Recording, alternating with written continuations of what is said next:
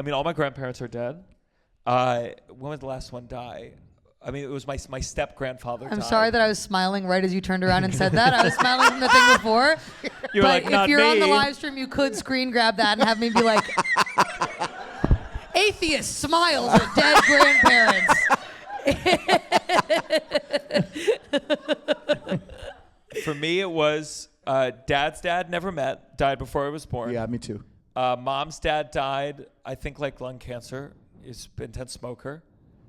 My dad's mom, my mom's mom, and then I had a step-grandfather because my dad's dad left. And then he died during COVID era. Okay, now let's everyone we know who's died. We'll go around the room. Do you have any grandparents left? No, not for a long time. Do you have grandparents left? Yeah. Okay. About half. Sorry, I also don't remember 9/11, so. Oh! I guess that's just how. Wait, can we curse? Are we on? What are you talking about? It's TikTok. Look at this goody two shoes. This doesn't make sense. You're goody two shoes. Of course you can fucking curse on the comedy podcast. Okay, I was gonna say, well, Oh I don't my have God. I don't remember 9/11 because Look that's at how this. tight my pussy is. I just. So yeah, I have a lot of You can't grandparents, say and I don't pussy really though. know. That's where we Can't draw say the pussy. line. You're 25. Yeah, So 9/11, quick.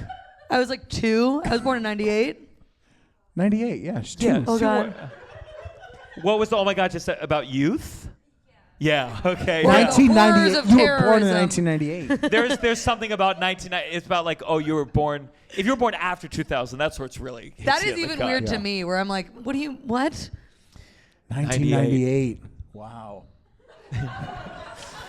What a mundane commentary. Wow. A different time than me. I remember. And the number was different by 1. Wow. Oh my God. We still No, had I think 2 it's more just years more- before Y2K. That was a big deal. I was in middle school. Oh Yeah. my God, wow. 10 years for me. What is it for you? What year were you born? Yeah. 86? 85. 85. Oh, wow. I've never revealed this on the podcast. Yes. So yeah, 9/11. Well, let me tell you about it. It was. I was in history class. Me too. Every class was history class that day, brother. Yeah.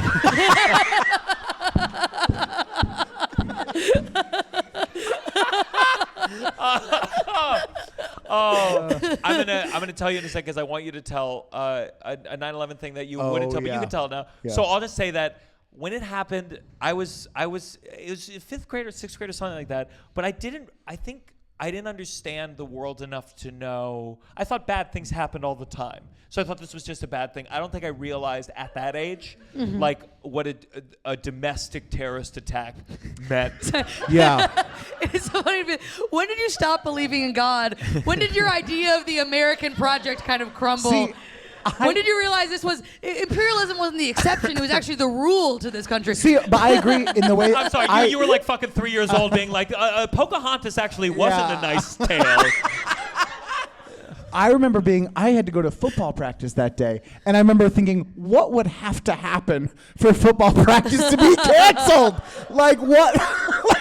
Like what is going on? Why are we here? I remember thinking like, I guess we want to win the game, but like, come on now. You like, had a game? No, I had a practice though. It was a Tuesday, and we had a Friday night game or whatever. Did you end up doing that game? Yes. Oh my God. Just a conservative coach being like, if you don't get CTE, the terrorists win. Yeah. But I remember being like, why are we running right now? Like it was just very like, why are we doing this today?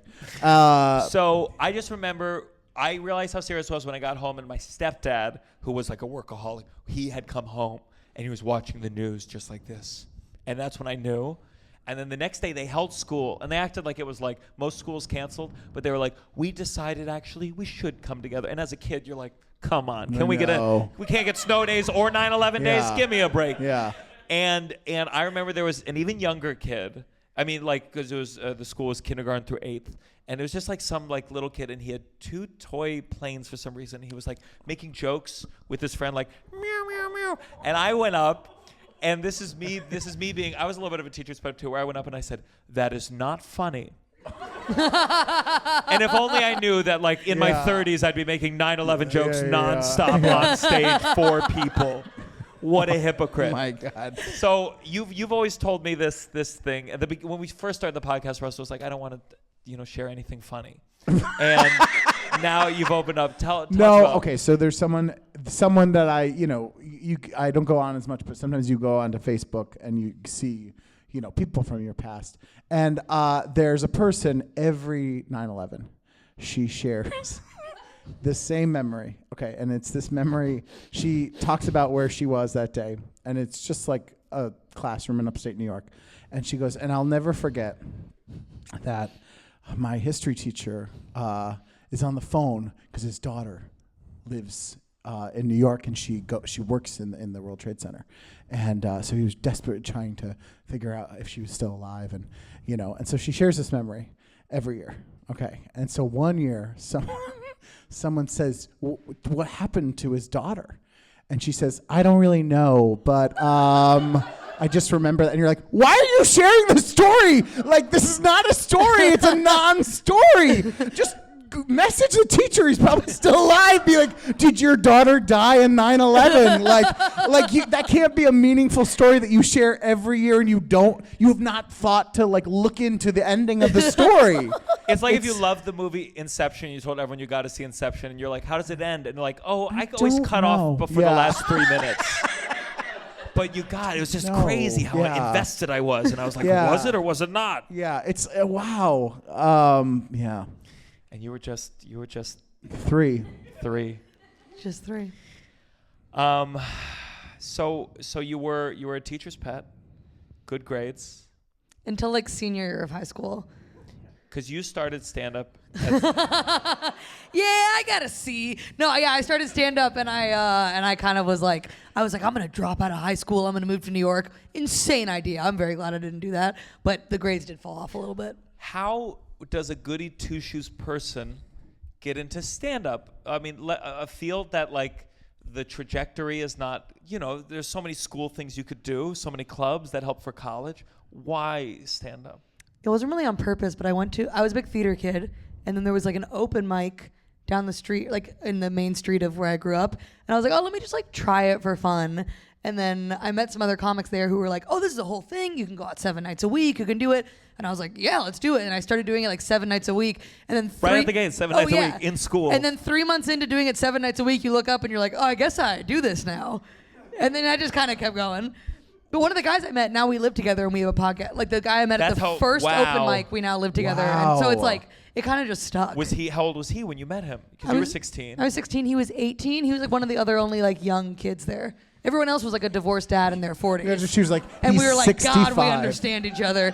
Yeah, he's 60. He was 65. And now we live together in his hospice unit. He just really liked me as a 16-year-old. Yeah, took an interest. It would be hard. I mean, I haven't done a real true open mic in a while. But if I was doing open mics and there was a 16-year-old there, I wouldn't be mean. But I wouldn't be like, hey. People were weirdly nice about it. There was a guy who was at Caroline's Comedy Club for a little bit. First of all, I wouldn't be mean, just so you know. I just gotta keep my persona for the pod. No, but it would be weird. It would just be unusual. I'd be more uncomfortable about what I could talk about on stage. Well, I was being filthy, so I think I burst that right off the. And were they laughing, or were they like, Jesus Christ? I think there was a little bit of laughing because it was that's crazy that you said that a little bit. How? What kind of filth? Sexual, dark. I'm trying to think of an early joke that. Okay, one of the first jokes I had was about how the kids on leashes, people, those parents that have their kids on leashes. I forget how I tied it together, but something about them being anti-vax. Oh, I remember what it was. It was all these anti-vaxxers. This is pre-COVID, obviously. All these anti-vaxxers are super liberal, granola, whatever. Just tell them that the vaccine has gluten in it, or that it's something about gluten to get them to something about dragging a dead kid on one of those leashes through an airport. And to me, that was so funny. But I think it kind of blew the lid off any of them being we must protect her innocence. They were like, Jesus Christ, man. It was a lot of that. I've actually kind of toned down a little bit. That's funny. They come over, they're like, hey, I don't think you can say that. Hey. That's really fucked up. It's like offensive to who? Kids? I'm a kid. Like, it was, yeah. That's honestly what probably get the anti-vaxxers these days, is to remind them, like, the real anti-vaxxers, they're really liberal cucks. They're granola Yeah. crunching. Yeah. It is true. There was a real swap. Why do you think, how did you have that dark, did you always have a dark sense of humor? Yeah. Yeah, but then I think because of the teacher's pet thing, it's like I would never do this in a situation where it was like inappropriate or would hurt someone or blah, blah, blah. But then when there's this environment where it's like welcome and even celebrated to do it, it's like, this is so much fun. I love doing this, you know? So Did your mom, who was driving you to these, yeah, my mom would drive me to open mics because I didn't have my driver's license yet. did she know? Did she stay and watch? Yes. Actually, one time, okay, no, she's so cool. They've seen like all of it, and they were like, my little angel's doing her, dead kid joke. They're so sweet. But I remember one time my mom drove me to this open mic. This is a horrible open mic, like 45 minutes away from our house on a school night. And That is great. That's a good mom. That is a good mom. it's a bar that had like slot machines in it. And then it had like 3 different clocks on the wall that was like Tokyo, Paris, London. And I was like, no one here is doing like world trading. Like nobody needed to know this. But they were like, we're in, like as if these slot machines are like the stock market. It's like, okay. It was all comics, all like 5 people. And my mom was the only audience member there other than the bartender. And she was like, I'm just going to bring my laptop and sit in the back and work. And of course She's like, what time is it in Japan? Good. Wow, I had no idea they'd have that here. the only person who could actually use it, she has a real job. And then the first comic was like, who's this lady in the back? You're pretty hot. And I was like, oh, my poor mom is getting hit on while she's trying to like. So she's really, she's been through my mom has paid her dues. My mom is probably the most paid her dues more than any other non-comic who goes to open mics and then doesn't even get on like a bar show, What did you ever run a joke by her? Did she ever have any feedback, or was she just like, you go do your thing, I know you'll figure it out? She would like give me feedback, or she would like, it's so cute. I have no interesting origin story because my parents are like, oh, I liked the toothpick joke. You know what I mean? Like they know stuff, or they'll. Were you stabbing a baby in the eye with a toothpick to teach a lesson to global warming denialists? No, I have a joke about that. My dad, this is true. My dad is on the spectrum, and I have a joke. This is a real thing that he did. I had like spilled toothpicks in the kitchen on accident, and he came in and was like 42, and I was like, "What?" And he's like, "No, I'm fucking with you. I don't know," which is like so funny. And so I do it on stage, and my dad will call me and be like, how'd my toothpick joke do? Like, he loves that he wrote a joke. Like, they're adorable. They're That's like all so about sweet. it. Yeah. My girlfriend's dad is on the spectrum, and he sends jokes ideas that are they're pretty tough to say. They have a real conservative bent to all of them. It's Conservative and autistic is a fascinating combination. Does autistic lend itself to liberalism in general? No, I don't think so. I don't know why I said that. please. Immediately I regretted it. But I was just You have the most authority right now. You could spread a lot of disinformation right now. No, that's just a funny thing because I'm just thinking about how like a lot of people like on the spectrum tend to have like a special interest. It's funny if your special interest is like Reaganomics. You know what I mean? Sure. Like that's just like funny to me that would be like your trains. Sure. But actually, I was actually going to bring it up in the last podcast, but Tova's dad, Tova will post about it. It's her dad's name is Frank, and goes like just Frank's update. So whenever like something happens exciting, Frank will write about it on Facebook, but with the same way that ChatGPT would, this is a good thing or this is a bad thing. Just like so reporting. every post like oldest daughter's boyfriend will be on TV late tonight. And not an exclamation Not point. an exclamation. Semicolon. Just like Semicolon. here are the facts. Here's a great one. For our anniversary, we visited 2 of our daughters in NYC, period. Here we're about to see a show on Broadway, period. The guy on the right is oldest daughter's boyfriend, comma, a stand-up comedian, period. Parentheses, he did a stand-up comedy set on James Corden show last fall, period. That's incredible. Neither good nor bad, Funny. just the facts, Frank. Just, yeah. And it's very endearing. Just the facts, Frank. That she calls it just the facts. That's all he reports on. Has your dad like been tested?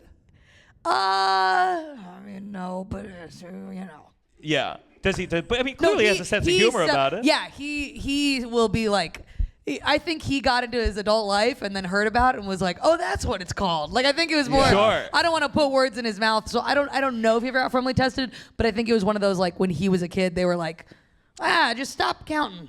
Sure. Yeah. You know? But it's one of those, it is so, because my stepdad, we always casually say, everyone in the family, oh, he's on the spectrum. And my mom says it like in a way where like, she's not talking about anything positive or neutral. It's always like, he didn't pay child support this week. He's on the spectrum. And I'm like, that's not related. a spectrum thing. He counted what he owed and then said, I'm paying zero of it. But it's always like in that realm. It's never like, oh, it was nice that he knew what time the train would be here. He's on the spectrum. It's always bad.